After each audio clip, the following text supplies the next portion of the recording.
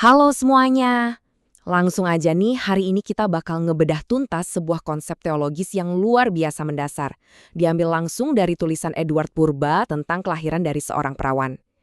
Ini tuh topik yang udah didiskusikan dan diperdebatkan selama berabad-abad loh. Dan teks yang kita bahas kali ini menyajikannya dengan struktur yang benar-benar rapi dan menarik. Nggak peduli apakah kamu udah hafal banget sama sejarah teologi ini atau malah baru pertama kali denger, kita bakal sama-sama ngupas doktrin kuno ini lapis demi lapis. Kita bakal lihat gimana sejarah, teks suci, dan logika spiritual itu saling tumpang tindih dan bertautan. Yuk, langsung kita mulai. Biar ada gambarannya, ini dia rute perjalanan kita hari ini.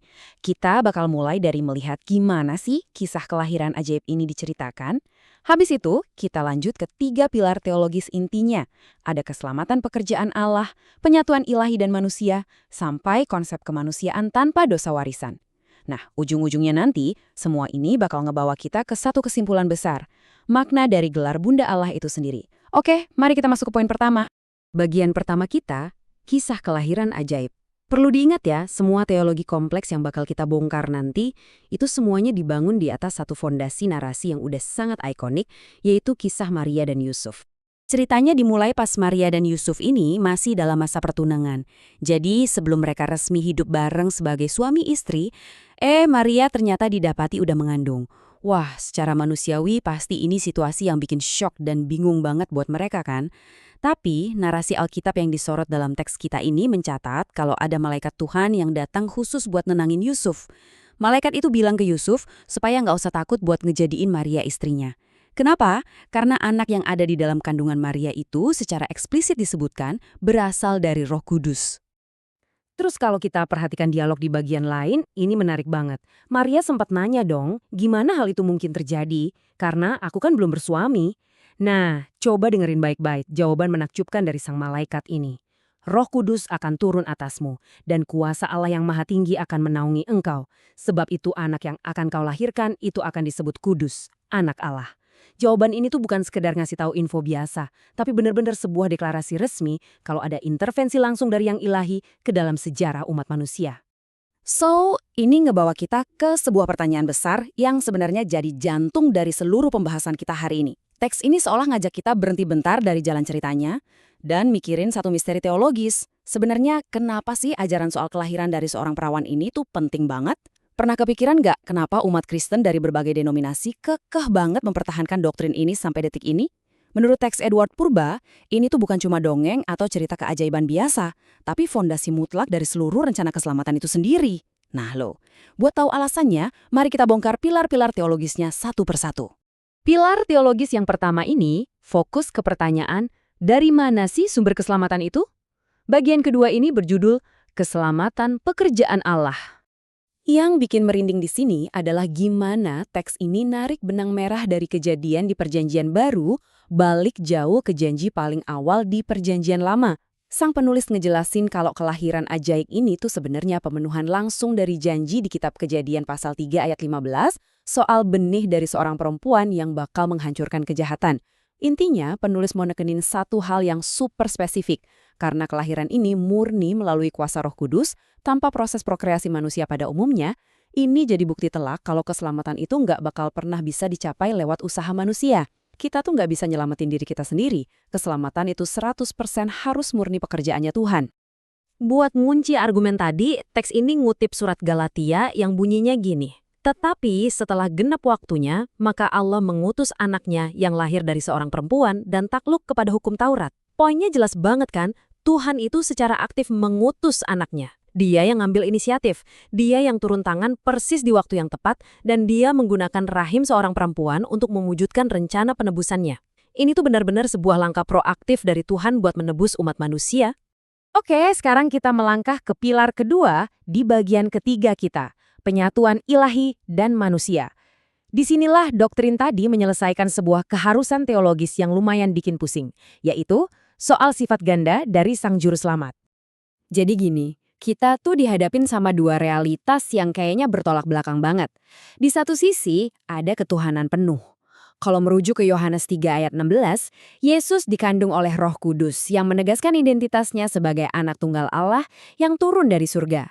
Tapi di sisi lain, ada kemanusiaan penuh. Sesuai surat Galatia tadi, dia itu benar-benar lahir dari seorang perempuan. Dia mengambil materi fisik manusia, punya darah dan daging, bertumbuh di dalam rahim Maria. Terus gimana caranya nyatuin dua kodrat yang beda banget ini? Sepenuhnya Tuhan tapi juga sepenuhnya manusia dalam satu pribadi. Nah, secara logika teologis, penyatuan ini cuma bisa masuk akal kalau terjadi lewat peristiwa kelahiran perawan tersebut. Luar biasa ya? Lanjut ke pilar ketiga kita di bagian keempat. Kemanusiaan tanpa dosa warisan. Di atas kertas, ini mungkin pilar yang paling rumit secara teologis. Tapi justru menurut saya, ini yang paling seru buat diulik.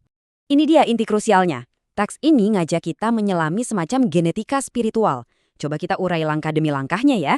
Langkah 1, dalam teologi Kristen ada keyakinan kalau kita semua ini terikat dalam garis keturunan yang nggak terputus dari Adam.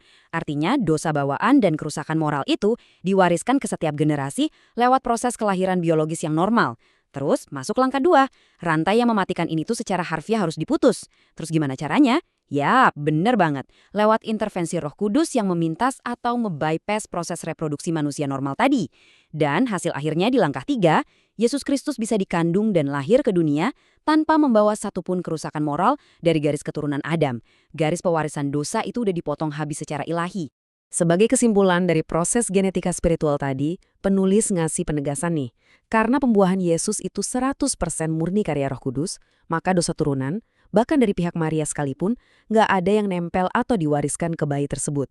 Makanya, ini ngejawab banget kenapa malaikat dalam Injil Lukas tadi bilang dengan sangat meyakinkan kalau anak itu akan disebut kudus.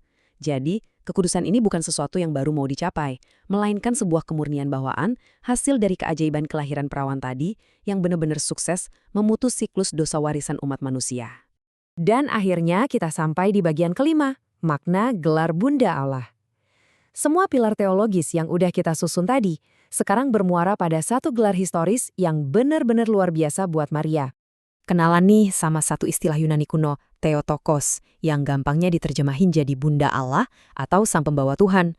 Menurut analisis Edward Purba, gelar ini tuh bukan sekedar pajangan, tapi emang kesimpulan logis dari semua argumen doktrinal yang udah kita obrolin tadi. Coba pikirin deh, Maria itu kan gak cuma melahirkan seorang nabi atau sekedar manusia yang baik. Kalau kita tarik kesimpulan dari teologi kelahiran perawan tadi, Maria adalah perempuan yang secara harfiah melahirkan Tuhan itu sendiri, yang lagi mengambil wujud jadi manusia. Dan semuanya terjadi murni karena keajaiban penciptaan dari Tuhan tanpa campur tangan benih manusia sama sekali. Jadi, ngasih gelar ini sebenarnya bukan semata-mata buat mengkultuskan Maria, tapi lebih sebagai upaya buat melindungi dan mengunci kebenaran mutlak soal siapa sih anak yang dia lahirkan itu, bahwa sang anak adalah Tuhan yang berinkarnasi. Di penghujung teksnya, penulis menutup penjelasannya pakai satu frasa Latin yang sangat klasik, Soli Deo Gloria, yang artinya kemuliaan cuma milik Allah semata. Setelah kita ngupas abis materi hari ini, kelihatan banget ya kalau doktrin kelahiran perawan itu jauh dari sekedar cerita masa lalu. Ini tuh benar-benar sebuah arsitektur logika teologis tingkat tinggi yang disusun hati-hati banget buat ngejawab teka-teki soal dosa, keselamatan, dan kodrat ilahi. Dan ini ninggalin kita sama satu pertanyaan yang provokatif banget buat dipikirin. Di tengah dunia kita yang serba modern ini, gimana ya doktrin-doktrin kuno yang super rumit kayak gini terus membentuk, menantang, dan mendefinisikan pemahaman kita soal batas antara iman, logika, dan misteri kemanusiaan. Wah, kayaknya ini sesuatu yang benar-benar layak buat terus kita renungin. Makasih banyak udah nemenin bahas materi yang dalam banget hari ini, dan sampai jumpa di pembahasan seru kita berikutnya.